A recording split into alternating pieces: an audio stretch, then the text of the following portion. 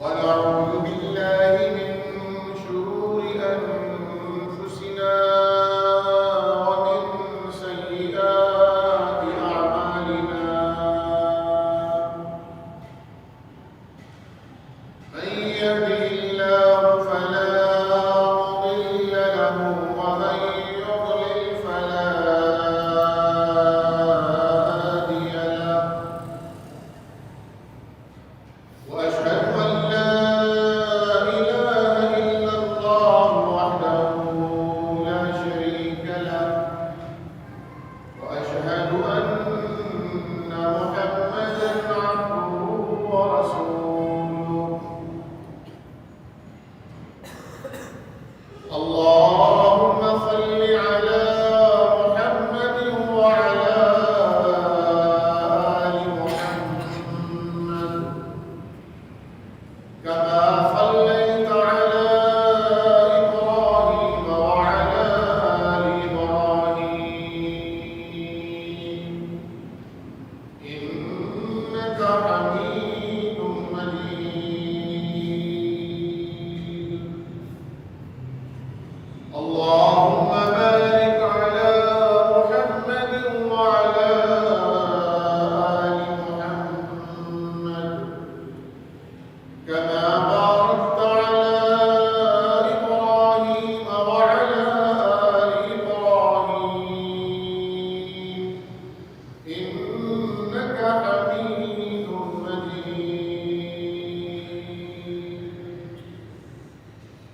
أما بعد فإن خير الحديث كتاب الله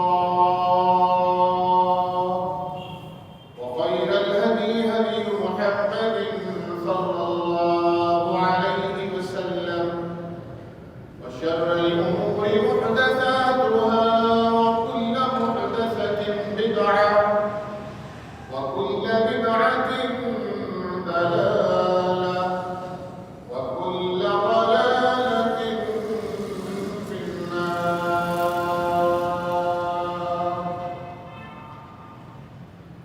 أعوذ بالله السميع العليم من الشيطان الرجيم من همزه ونفخه ونفثه بسم الله الرحمن الرحيم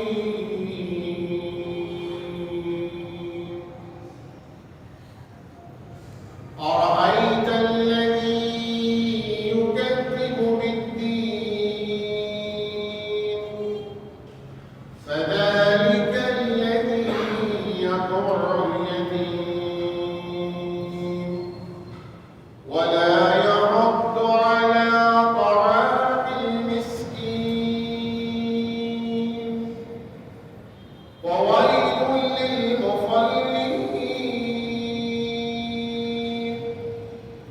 الذين هم عن صلاتهم ساهون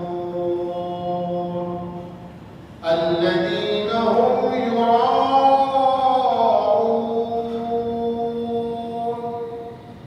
ويمنعون الماعون.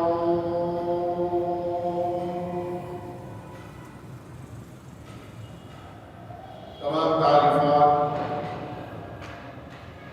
تمجیدات، تقدیسات، تکبیرات، تحلیلات اللہ سبحانہ و تعالیٰ کے لائق اور بیبہ ہیں. ساری کائنات کا تنہا خالق، مالک، رازق، حاجت روا اور مشکل کشا ہے. لا تعداد، انگنت، بے حد و حساب درود و سلام نبی آخر الزمان جناب محمد رسول اللہ صلی اللہ علیہ وعلی آلہ وسلم کی ذات اقدس و اطہر کے لیے.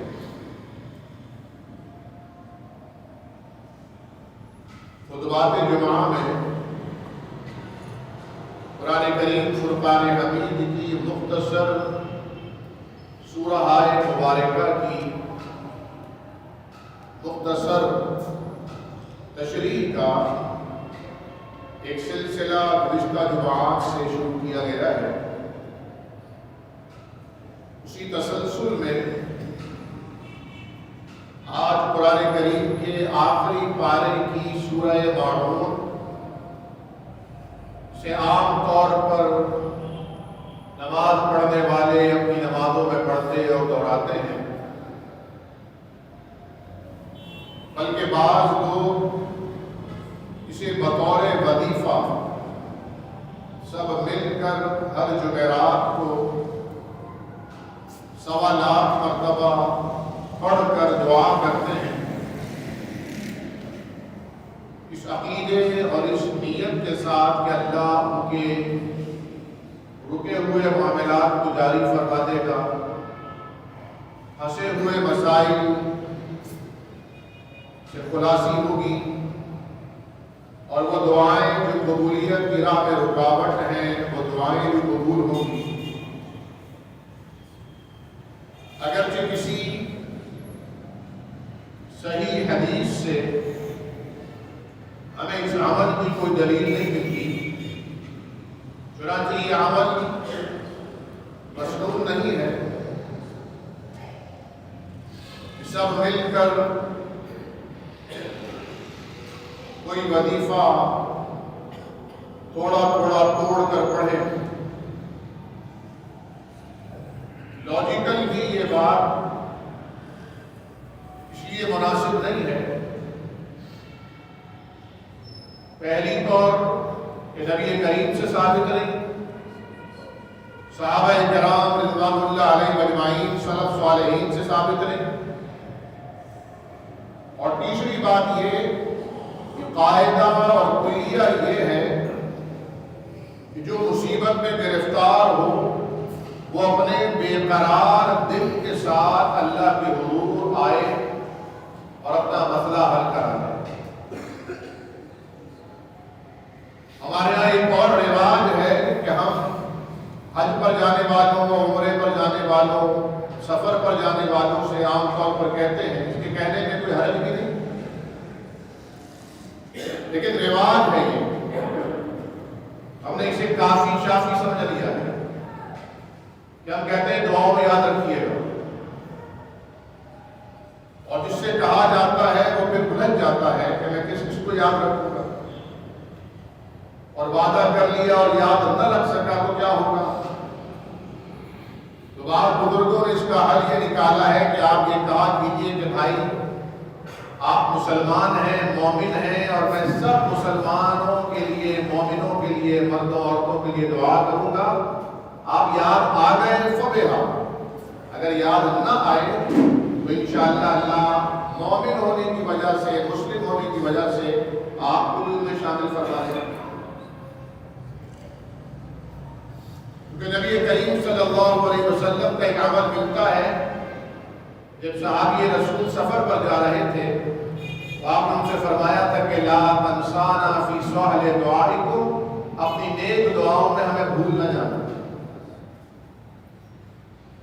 اس سے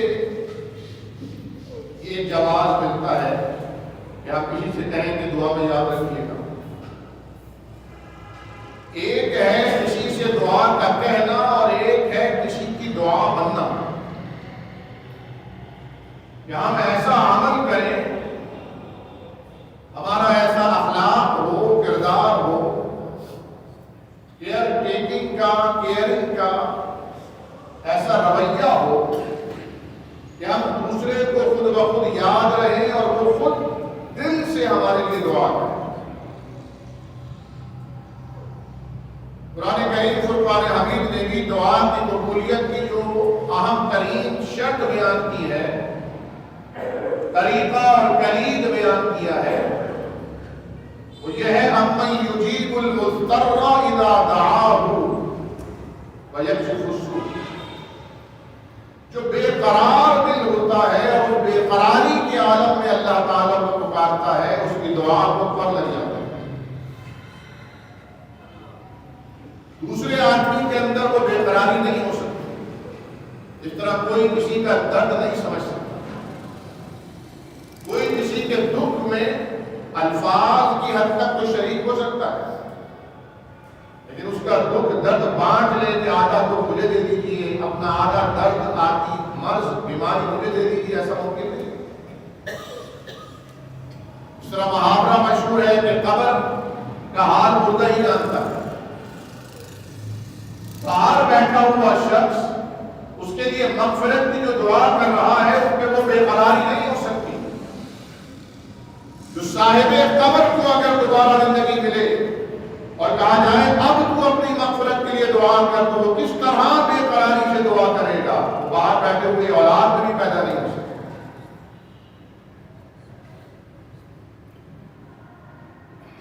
لیکن اس بات کا خیال نہیں رکھا جاتا کہ سورۃ الماعون کے مضامین کیا ہیں۔ سورۃ الماعون میں اللہ رب العالمین کے احکامات کیا ہیں؟ اللہ تعالیٰ نے کن لوگوں کے بارے میں خبر دی ہے اور کن لوگوں کی طرح نہ ہونے کی ہمیں انسٹرکشن دی۔ آغاز ہی اس بات سے کیا ارائیت الذی یکذب بالدین،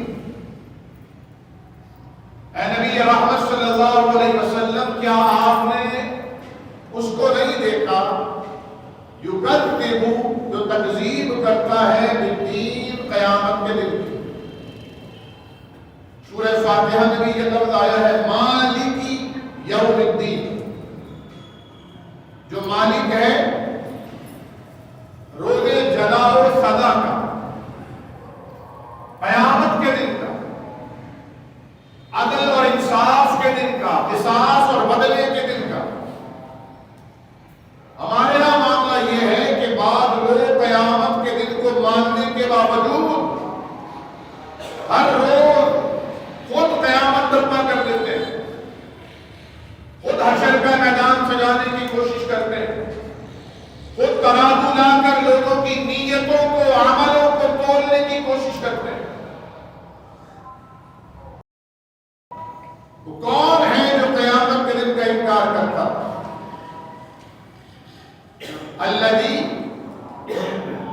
یکذب بالدین فذلک الذی یدع الیتیم، یہ وہی ہے جو یتیم کو دھکے دیتا ہے۔ نبی کریم صلی اللہ علیہ وسلم بھی در یتیم تھے، لیکن ہر یتیم، ہر بے سہارا اور بے آسرا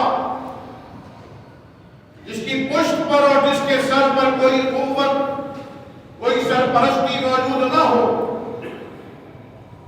اسے کمزور جان کر، بے سہارا جان کر دھکے دینے والا اس وعید میں شامل ہو سکتا ہے۔ نبی کریم صلی اللہ علیہ وسلم نے فرمایا وہ گھر انتہائی مبارک ہے جس گھر میں کسی یتیم بچے کی پرورش ہوتی ہے، اور پرورش بھی بہترین ہوتی ہے۔ اللہ کی خاطر جس طرح اپنے بچے کی تعلیم پر، تربیت پر، پرورش پر، بود و باش پر، نان نفقے پر خرچ کرتا ہے، اسی طرح وہ یتیم کی بھی، جو اس کے بھائی کا بیٹا ہو، بہن کا ہو، اللہ القیاس، اس کی بھی اسی طرح نگہداشت اور پرورش کرتا ہے۔ اور وہ گھر بدترین گھر ہے کہ جہاں یتیم ہو لیکن اس کے ساتھ بدسلوکی کی جائے، یتیم کے ساتھ حسن سلوک کی۔ نبی کریم صلی اللہ علیہ وسلم نے اتنی فضیلت بیان کی، فرمایا انا وکافل الیتیم کہاتین، قیامت کے دن اللہ یتیم کی کفالت کرنے والے کو اٹھا کر میری قربت عطا فرمائے گا، اس طرح میرے ساتھ ہو۔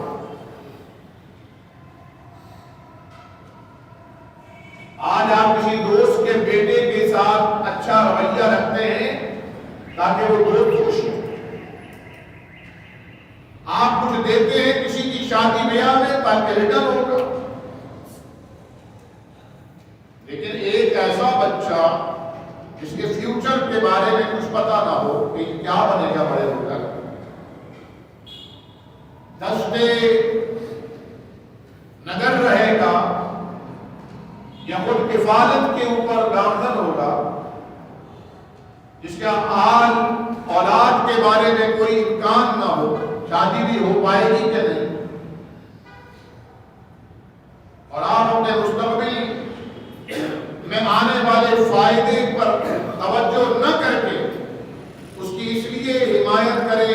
کریں، تعاون کریں کہ اللہ رب العالمین کا حکم ہے اور نبی کریم صلی اللہ علیہ وسلم کی تعلیم ہے.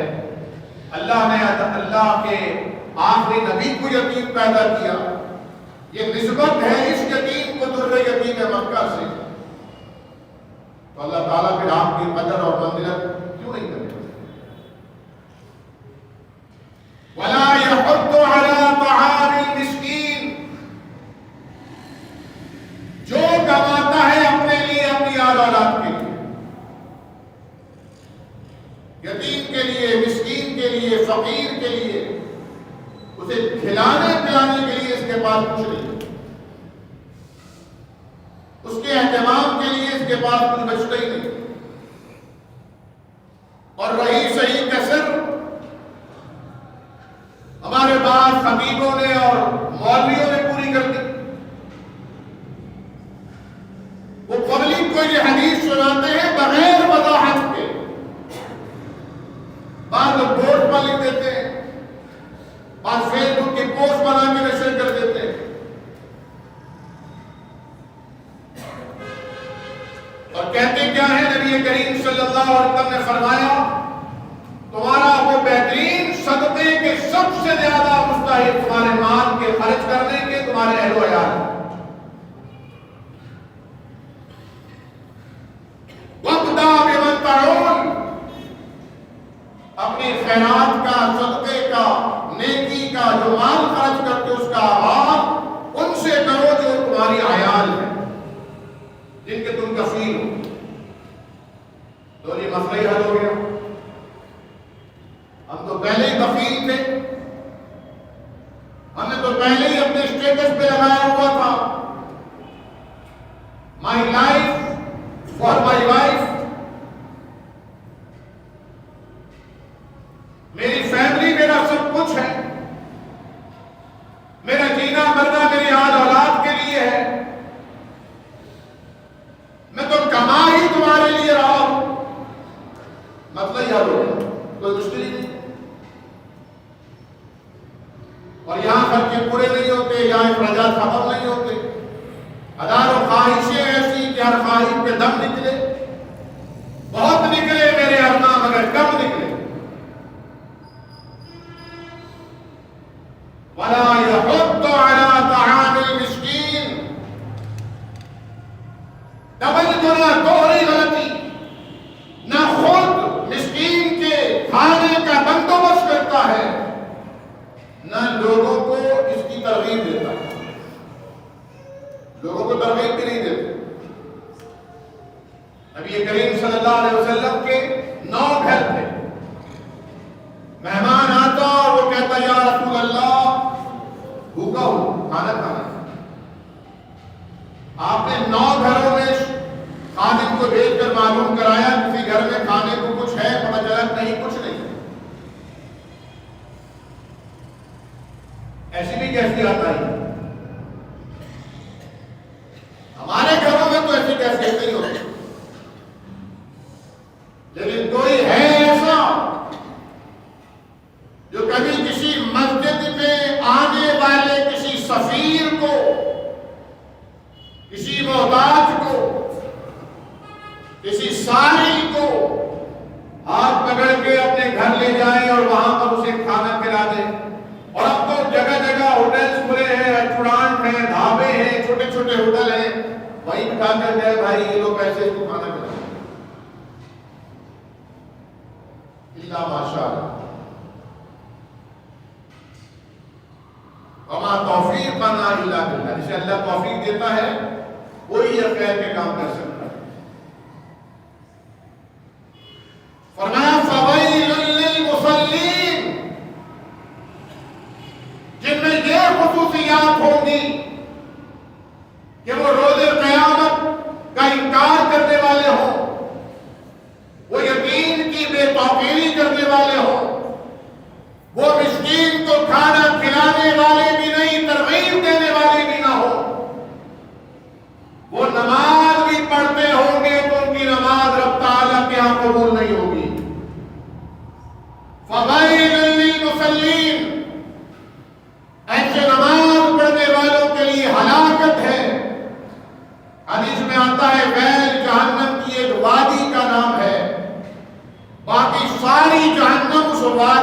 اللہ کی پناہ طلب کرتی ہے. وہ ویل جس کی آگ اپنی ہی آگ کو کھا رہی ہے. نماز کے بارے میں قرآن کہتا ہے ان الصلاۃ تنہی عن الفحشاء والمنکر. نماز روکتی ہے بے حیائی سے، برائی سے، جھوٹ سے، غیبت سے، چغلی سے، دنگے سے، فساد سے، بیرا روی سے، فحاشی سے، عریانی سے، بخیلی سے، ظلم سے، جبر سے روکتی ہے. ہماری نماز نہیں روکتی. کیوں؟ ہمیں پتہ ہی نہیں ہوتا کہ ہم نماز میں جو پڑھ رہے ہیں نماز تو روک رہی ہے لیکن اس کی لینگویج ہی سمجھ میں نہیں آ رہی. آپ چائنا میں جائیں اور آگے کوئی کھائی ہو اور راستے میں 4-5 چائنیز آپ کو اپنی چائنیز لینگویج میں روکے، چی پاؤں آپ ہوں، آگے کھائی ہے اس طرح مت جاؤ، آپ کو چلے جاؤ گے. بعد میں آپ کو مجھے کسی نے روکا نہیں. چائنیز کی تو بڑی تعریف ہوتی ہے، بڑے متواضع لوگ ہیں، بڑے اچھے لوگ ہیں، بڑے محنتی ہیں، انسان دوست ہیں. روکا ہی نہیں کسی نے. بعد میں آپ کو CCTV کیمرات دکھائے جائیں تو آپ کو پتہ چلے 5 لوگوں نے آپ کو ایک ہی جملہ کہہ کے روکا تھا. بھائی آپ کی بدبختی تھی. چائنا جانا چاہتے تھے تو چائنیز سیکھ لیتے نا. خواہش جنت جانے کی ہے، زبانیں وہ سیکھتے ہیں جو جہنم میں جانے کا باعث بنتی ہے. زبان سے کوئی جہنم میں نہیں جاتا. زبانیں تو ساری ملنسار ہوتی ہیں، پیاری ہوتی ہیں. زبانوں کے سیکھنے میں کوئی برائی بھی نہیں، عار بھی نہیں. بالخصوص اگر کسی کا کام دعوت کا کام ہے، دین کا پیغام پہنچانے کی ذمہ داری ہے تو اسے تو بالاولیٰ ان زبانوں کو سیکھنا چاہیے. مثلا چائنیز کو، جرمن کو، جاپنیز کو، مختلف زبانیں، ترکی زبان. کل نئی اسٹوڈنٹ بتا رہی تھی جو امریکہ میں ہوتی ہے کہ انہوں نے ترکی زبان سیکھنا شروع کی اور بڑی آسان زبان ہے.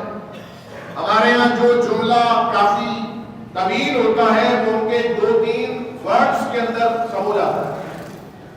البتہ الفابیٹ ان کے زیادہ ہے. مجھے بھی شوق پیدا ہوا کہ ترکی ذرا دیکھوں تو صحیح، یوٹیوب پہ جا کے سرچ تو کروں. میں نے پوسٹ بھیجی تھی فرینڈز آف قرآن سوسائٹی کے واٹس ایپ گروپس میں. انہوں نے کہا کہ سر ہم پڑھ تو رہے ہیں لیکن ہم تو قرآن پڑھ رہے ہیں، عربی تو نہیں پڑھ رہے. تو مزے کی بات یہ کہ یہ بھی نبی کریم صلی اللہ علیہ وسلم کا معجزہ ہے کہ ایک ہی شخصیت کی زبان سے، ایک ہی زبان مبارک سے، ایک ہی لغت میں ایک کلام ادا ہوتا تھا. وہ الگ مزاج کا، الگ ذوق کا، الگ خصوصیات کا حامل قرآن ہوتا تھا. اور جب آپ الگ انداز میں، الگ اسلوب میں گفتگو فرماتے، اس کا اس سے فرق ہوتا اور وہ حدیث مبارکہ ہوتا. تو ہم اسے کہتے سیکھیں گے. ساری زبانیں سیکھ رہے ہیں، اسے کہتے سیکھیں. میں نے کہا اس کی فکر میں آپ نہ پڑیں، آپ سیکھنے والوں میں شامل ہو چکی ہیں. انشاءاللہ یہ سفر چلتا رہا تو ادا بھی ہو جائے گا، طے بھی ہو جائے گا.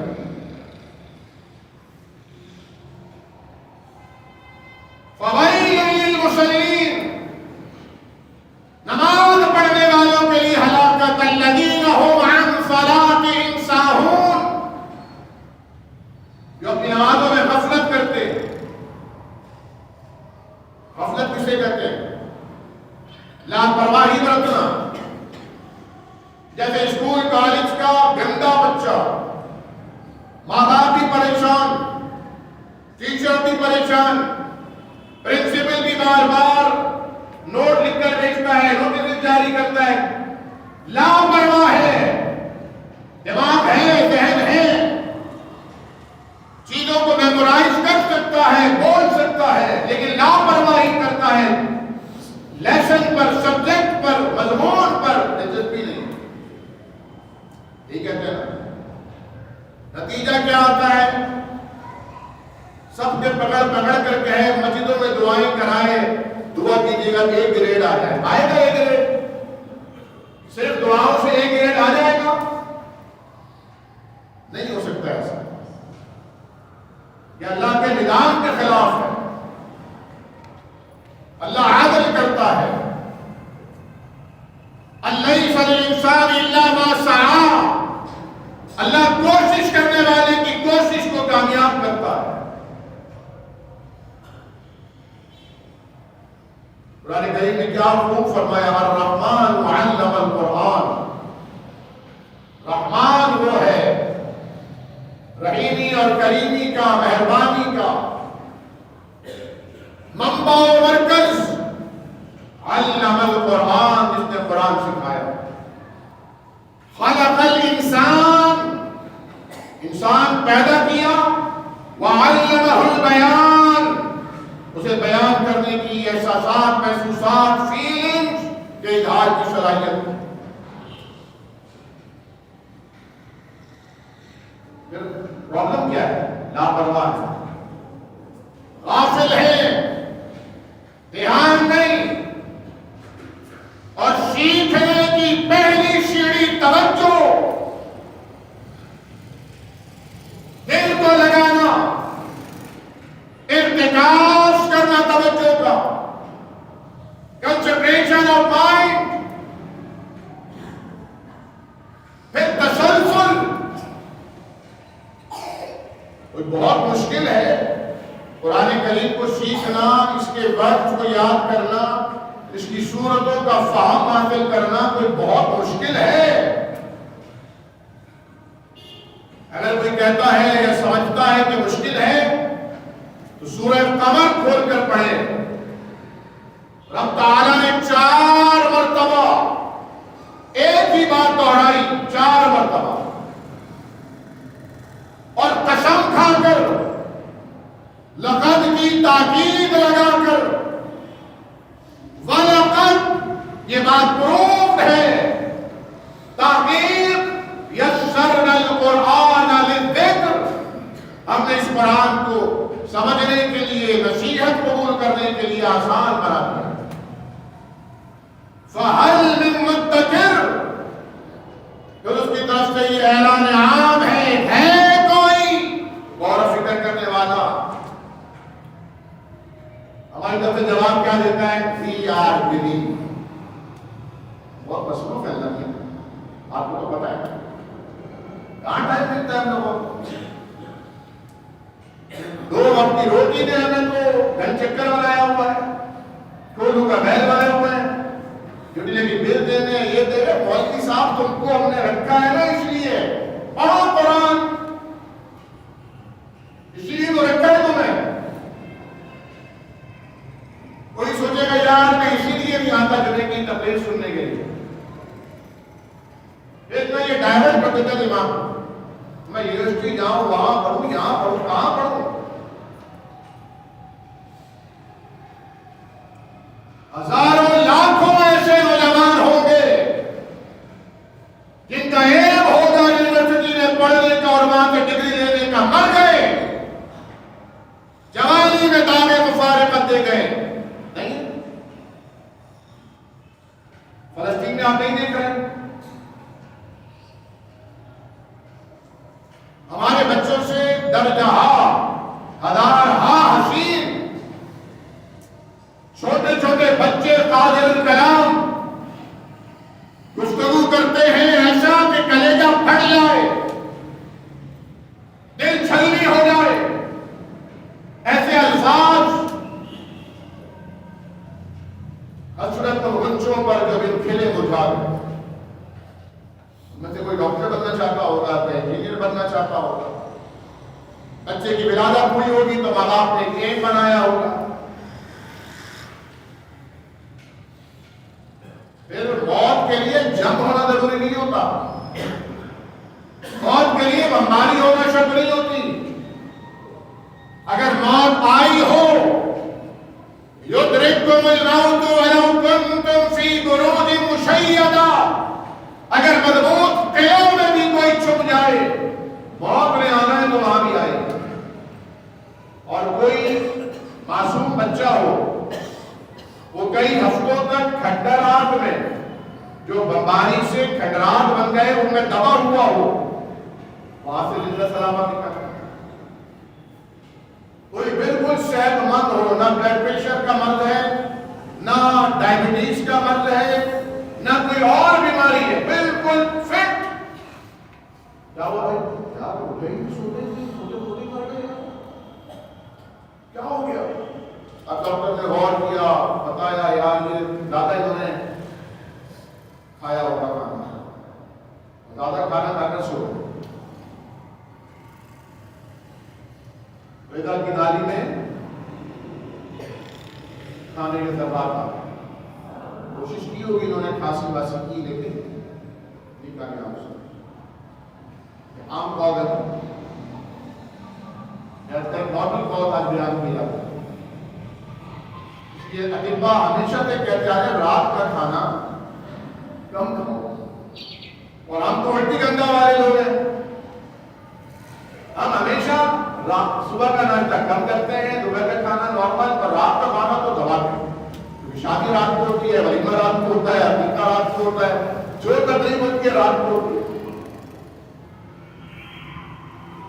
رات کو پھر اوورٹنگ ہو جاتی ہے نمازوں کے آنے میں دیر لگتی ہے فطرت سے ہم ٹکراتے ہیں تو ہم بیمار ہوتے ہیں زیادہ ٹکرا گئے تو ہو جاتا ہے اور اگر کوئی مر گیا تو اس کی قبر میں یہ سوال نہیں ہوگا حشر میں یہ نہیں پوچھا جائے گا ہمیں ڈگری کہاں کی تھی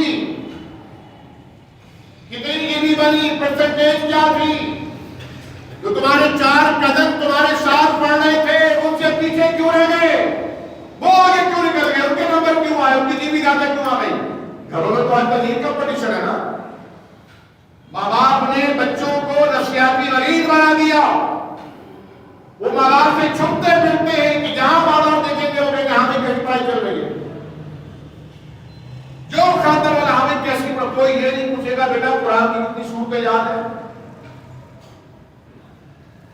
بیٹا آج کتنی مرتبہ استغفار کر ورد کیا آپ نے کتنی مرتبہ درود شریف پڑھا ہے بیٹا کسی خاندان والے نے آپ سے پوچھا بیٹا آج آپ نے سورہ کہف پڑھ لی جمعہ ہے آج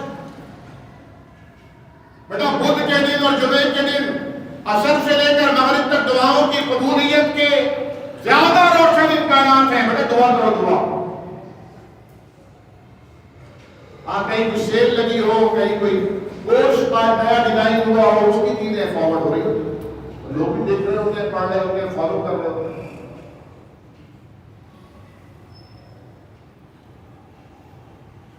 کم از کم میں یہ نہیں کہہ رہا کہ آپ 22 علوم سیکھیے آپ مسجد کے خطیب اور مسجد کے مولوی اور مسجد کے مدرس لگ جائیے آپ کہیں شیخ القرآن اور حدیث لگ جائیے آپ دارالافتاء کی مکتب نشین بن جائیے لیکن کم از کم اتنی استعداد ہونی چاہیے کہ جو نمازوں میں آپ سورتیں پڑھ رہے ہیں ان کا ترجمہ آپ کو آتا ہو ارائیت الذی یکذب بالدین یہی ہے جو قیامت کے دن کا انکار کرتا ہے فذلک الذی یدع الیتیم میں نے کہا آپ نے نہیں دیکھا پھر انگلی رکھ کے بتایا یہ وہی ہے جو یتیم کو دھکے دیتا ہے اس کی بے توحیدی کرتا ہے توہین کرتا ہے ولا یحض علی طعام المسکین ایک تو مسکین کو خود نہیں کھانا کھلاتا دوسروں کو بھی کھانا کھلانے کی ترغیب نہیں دیتا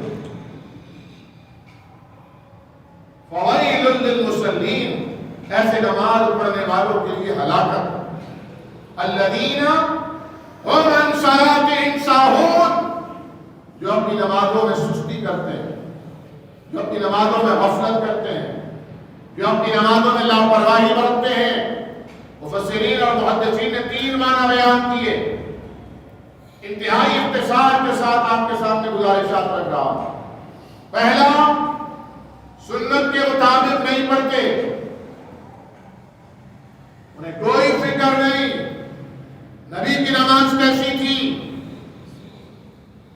نماز پڑھو یار اللہ کی عبادت کر رہے ہو جیسے کر رہے ہو کرو یار کوئی فکر نہیں اللہ نے جبریل کو کیسے سکھائی جبریل نے مصطفیٰ کو کیسے بتائی مصطفیٰ نے منبر پر کھڑے ہو کر اپنے مقتدیوں کو صحابہ کو کیسے سکھائی. پھر فرمایا صلو کما رأیتمونی اصلی، نماز ایسے پڑھتا جیسے مجھے پڑھتے ہوئے دیکھا ہے. فکر ہی نہیں، غفلت.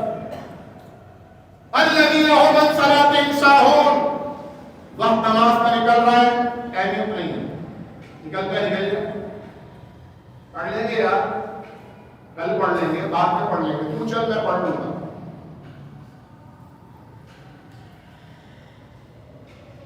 اللہ اکبر کبیرہ. نبی کریم صلی اللہ علیہ وسلم نے فرمایا منافق اثر کی مثال دی. فرمایا نماز کے وقت کے گزرنے کا انتظار کرتا رہتا ہے، بیٹھا ہے، آرام سے بیٹھا ہے، کہیں بھی بیٹھا ہے، کاروبار میں بیٹھا ہے، محفل میں بیٹھا ہے، مجلس میں بیٹھا ہے، کہیں بھی بیٹھا ہے، بیٹھا ہے انتظار. جب وہ دیکھتا ہے نا کہ اب مغرب آنے والی ہے، زرد ہو گیا آسمان، جلدی سے اٹھ کر، حدیث کے الفاظ ہیں 4 ڈھونگے مارنے، جلدی جلدی پڑھنے ختم ہو گئی بات. فرمایا دل کا صلاۃ المنافق، یہ منافق کی نماز ہے، مومن کی نماز نہیں ہے. منافق کون ہوتا ہے؟ جس کے ظاہر میں ایمان ہو، باطن میں نفاق، اصل میں مومن نہ ہو، ظاہر کرتا ہو کہ مومن ہے. ایک اور پہچان ان کی کیا بتائی قرآن نے؟ اذا قاموا الى الصلاة قاموا کسالى، نماز کے لیے خوشی خوشی نہیں آتے، نماز کے لیے چابک دستی کے ساتھ نہیں آتے، انتہائی کسل مندی کے ساتھ، سستی کے ساتھ، مجبوراً. چل یار پڑھ لیتے ہیں، ابا ہے نا یار، ان کو لے کے جانا پڑتا ہے، چل یار پڑھ لے گا. اللہ اکبر کبیرہ. خوش نصیب ہیں وہ والدین جنہوں نے اپنی اولاد کی تربیت کی، انہیں لے کر آئے، مسجد میں اذان سے پہلے جمعے میں بیٹھنے کی عادت بنائی. اب ماں باپ چلے گئے، دنیا سے ان کا رابطہ ٹوٹ گیا، لیکن ہر جمعے کو جب ان کی اولاد مسجد میں آتی ہے اذان سے پہلے اور قربانیوں کے ثواب لیتی ہے، صدقات اور خیرات کے ثواب سے بیٹھتی ہے، ان کے والدین کے درجات بھی آسمانوں پر بلند ہو رہے ہوتے ہیں. خوش نصیب ہے وہ والدین.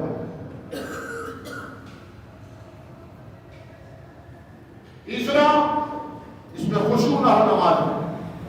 قرآن نے کہا قد افلح المؤمنون الذین هم فی صلاتهم خاشعون، مومن وہ کامیاب ہوں گے جن کی نمازوں میں خشوع ہوگا، خضوع ہوگا. نمازیں جن کی نمازیں ہوں گی، معاملہ نہیں چل رہا، ٹرین نہیں چھوٹ رہی. پھر شریعت نے ضابطے اور طریقے بتائے ہیں. سفر کی نماز الگ، بیماری کی نماز الگ، محتاج ہو گئے ہو، معذور ہو الگ، رعایت ہے. سفر میں ہو رعایت ہے، قصر نماز پڑھو، پڑھنی ضرور ہے.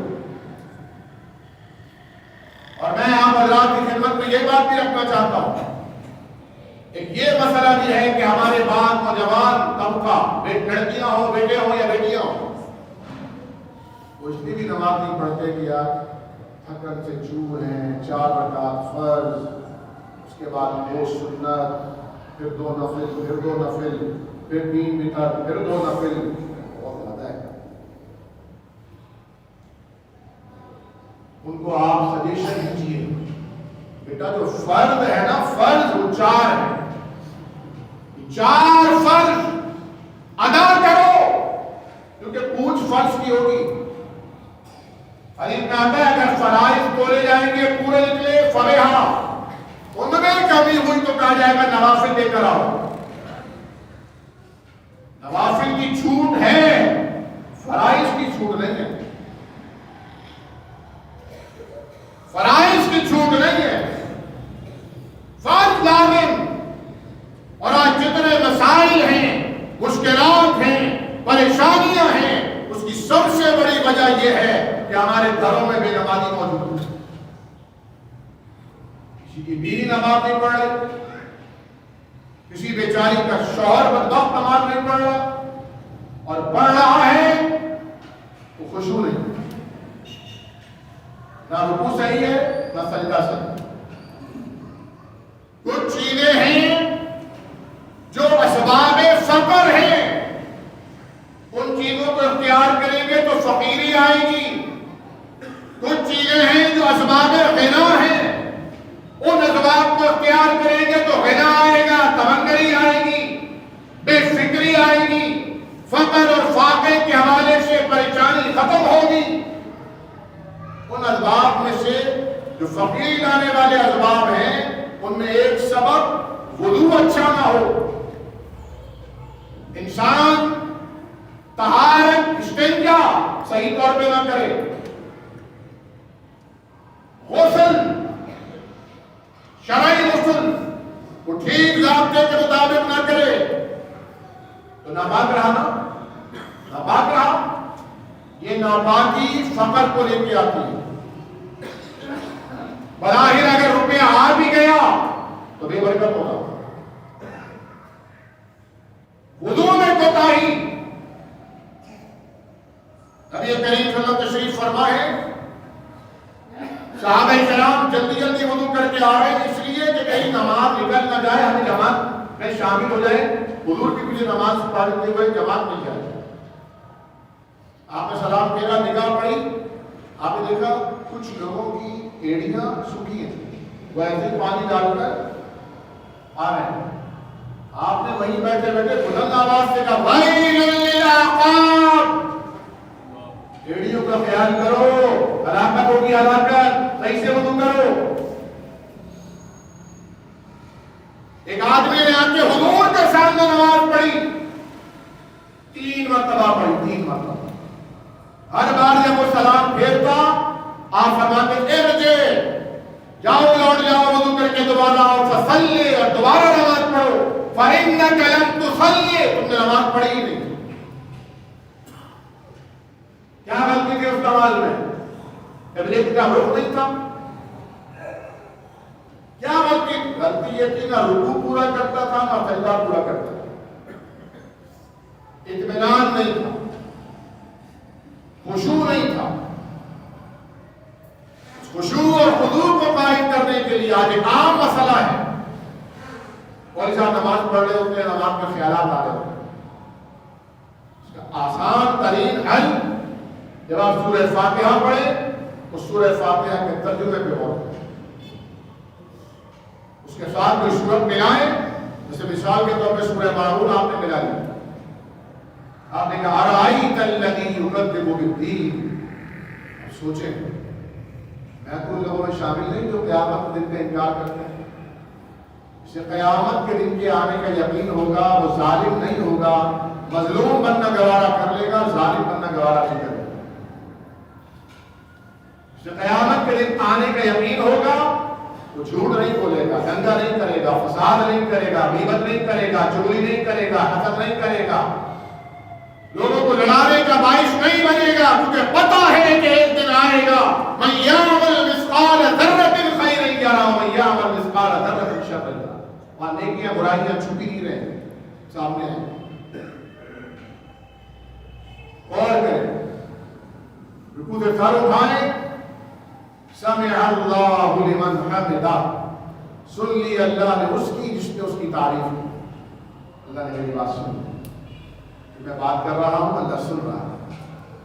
سجدے میں جائیں، سبحان ربی الاعلی، میں کتنا خوش نصیب ہوں، سب سے اعلیٰ ترین کائنات کا مالک، خالق، رازق، داتا، حاجت روا، مشکل کشا، مدبر الامر، کل یوم هو فی شان، ہر روز جس کی الگ شان ہوا کرتی ہے، سارے خداؤں کا جو مالک ہے، ربی، میرا رب ہے، سبحان ربی الاعلی، میرا رب ہے، میرا انڈیویجلی وہ کالمہ ہو رہا ہے رب سانہ سے۔ پھر سبحان پاک ہے ہر غلطی سے، ہر خطا سے، ہر عیب سے منزہ ہے، اس کے فیصلے بھی کی تدبیریں بھی غلط نہیں جاتی، ہر ایرر سے پاک۔ سبحان اللہ و بحمدہ سبحان اللہ العظیم۔ اور اب یہ جملہ آ گیا تو میں عرض کر دوں، نبی کریم صلی اللہ علیہ وسلم نے فرمایا جو کوئی آسان سا وظیفہ ہے، آسان قریب وظیفہ، سبحان اللہ و بحمدہ، مشکل ہے؟ اپنے دل میں دوہرا لیں، سبحان اللہ و بحمدہ، کتنا آسان ہے۔ پڑھنا کب ہے؟ فجر کی نماز کے بعد، شام کو مغرب کی نماز سے پہلے، کتنی مرتبہ؟ صرف 100 مرتبہ، صرف 100 مرتبہ۔ فرمایا رزق اگر زمین کی تہ میں بھی ہوگا تو تم تک پہنچ جائے گا۔ کرو عمل، مسجد میں آ کے فجر کی نماز ادا کرو اللہ کو راضی کرنے کے لیے۔ نوجوان کہہ رہے ہیں آج ہم سے، میں فلسطین جانا چاہتا ہوں، کیوں؟ جہاد کرنے کے لیے۔ بیٹا یہی کر لو یار، یہاں کہاں کرو؟ میں نے کہا صبح کو کیا کرو روزہ، فجر کے بعد، رات کو 10 بج جائے سو جاؤ، کرو جہاد، یہ جہاد ہے، یہ جہاد ہے۔ الارم لگاؤ، دو موبائل میں لگانے کی آنکھ پر تھوڑا سامنے میں رکھو، چارجنگ پہ لگا لیتے ہیں اس کو رات کو، فجر سے پہلے تہجد کے بعد چارجنگ پہ لگا لیتے ہیں، چارجنگ اس کمرے میں دور رکھتے ہیں، ہٹ جاتے ہیں نا موبائل۔ ابھی اگر باقی پتا نا گھر اڑ جائے گا۔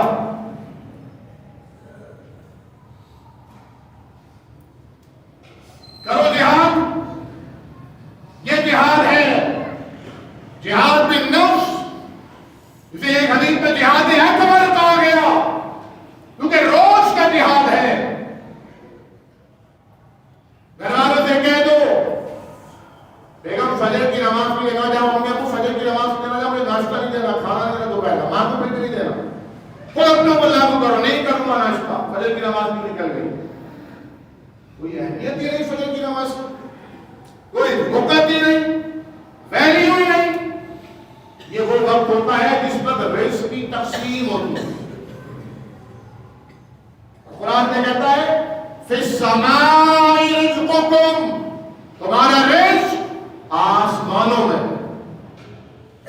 ہم اسے زمین پہ تلاش کرتے ہیں، ملے گا زمین پر، جاری وہاں سے ہوگا، لو وہاں لگاؤ، تعلق وہاں جوڑو۔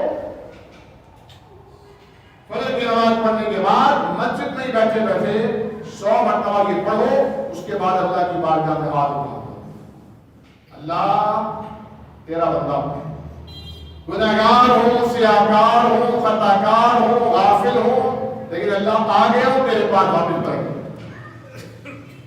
مانگو اللہ سے۔ اللہ کے حبیب نے فرمایا اگر جوتی کا تسمہ ٹوٹ جائے تو رب سے مانگ، کھانے میں نمک کم ہو جائے تو رب سے مانگ۔ کیا مطلب؟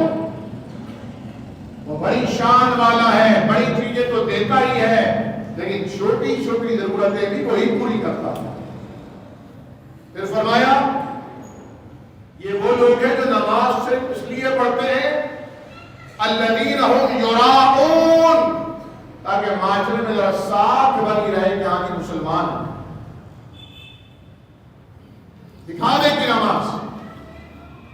اور آخری جو اس سورہ مبارکہ نے پہچان بتائی وَيَمْنَعُونَ الْمَاعُونَ، بعد میں ترجمہ کیا زکوٰۃ نہیں دیتے، خیرات نہیں دیتے، زکوٰۃ اور خیرات کو روکتے ہیں، بعد میں کہا کہ غصات ہیں۔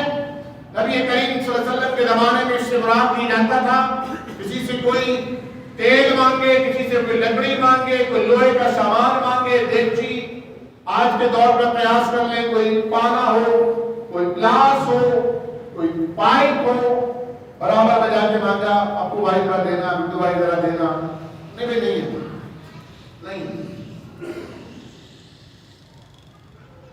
انکار کرتے کیوں؟ خراب کر دے گا یہ تو دین جو خراب ہو رہا ہے، یار خراب ہوگا نیا لے لینا۔ وَيَمْنَعُونَ الْمَاعُونَ کی فرق تو نہیں آگے، جو لوگوں کو عاریتاً کچھ دن کے لیے، کچھ دیر کے لیے عاریتاً ادھار بھی کوئی چیز نہیں دیتے۔ وَيَمْنَعُونَ الْمَاعُونَ، اس پہ رکھا گیا ہے سورت کا نام سورت الماعون۔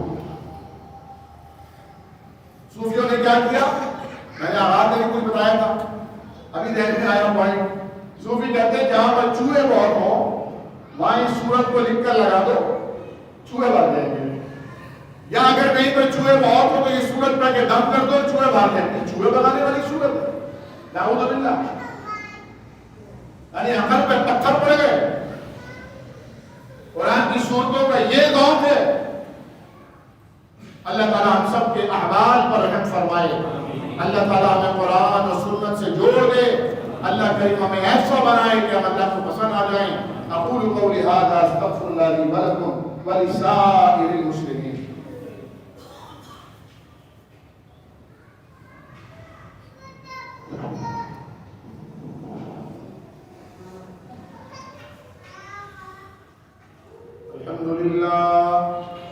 الحمد لله نحمده ونستعينه ونستغفره ونؤمن به ونتوكل عليه ونعوذ بالله من شرور أنفسنا ومن سيئات أعمالنا من يهده الله فلا مضل له ومن يضلل فلا هادي له ونشهد أن لا إله إلا الله وحده لا شريك له ونشهد أن محمدا عبده ورسوله اللهم صل على محمد وعلى آل محمد كما صليت على إبراهيم وعلى آل إبراهيم إنك حميد مجيد اللهم بارك على محمد وعلى آل محمد كما باركت على إبراهيم وعلى آل إبراهيم